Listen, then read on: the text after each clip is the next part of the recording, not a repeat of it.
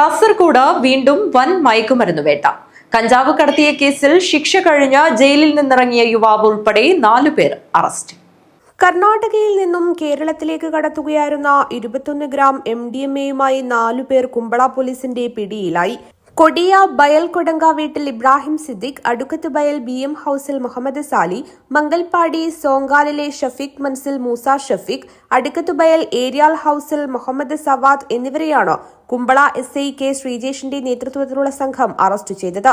കഴിഞ്ഞ ദിവസം രാത്രി കൂടാൽ മേർക്കള ചാവട്ടിക്കടയിൽ നിന്നാണ് പ്രതികൾ പിടിയിലായത്.